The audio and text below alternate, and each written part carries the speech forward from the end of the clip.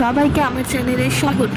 আজকে আমরা গেছিলাম সুন্দরবনের সন্ধ্যাখালিতে, যেখানে আমাদের গাইড নিয়ে গেছিল। প্রথমে আমরা দেখলাম লাল কাঁকড়া, তারপর দেখলাম গড়ান গাছ।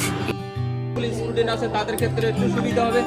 ফেরা জার্মিনেশন যারা এই অঙ্কুরোদ্গম গাছের ছোট্ট অবস্থায় ফল থাকতে থাকতে ওর মধ্যে অঙ্কুরোদ্গম হয়ে যায়, যেটা ফেটে নিচে পড়ছে, বড় হলে তার নিচে ন্যাচারাল জার্মিনেশনটা শুরু হয়ে যাচ্ছে।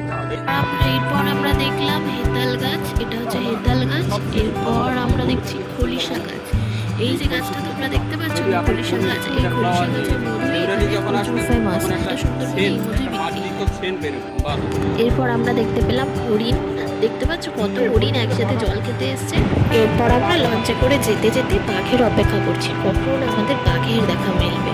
এবার অপেক্ষা করেই যাচ্ছে, কিন্তু পোড়া কপাল হলে যা হয়, বাঘ তো আমাদের দেখা দিলই না। তো অপেক্ষা করে করেই আমাদের 2-3 ঘন্টা লঞ্চেই কেটে গেল। লঞ্চ থেকে যখন নামবো তার আগে দেখছি এত জোয়ার, আমি সেই জন্য এই জায়গাটা না ক্যাপচার করলাম। বিকেলের দিকে আমরা আমাদের বড়দের নিয়ে একটু বেরিয়েছিলাম কেনাকাটা করতে মার্কেটে।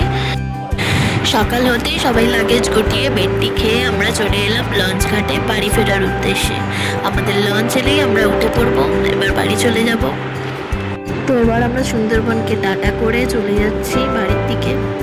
তো জানি না এখানে কার কীরকম কী মজা হয়েছে, তবে অনেক ছোট ছোট আনন্দ মজা স্মৃতি নিয়ে তবে আমরা ফিরছি।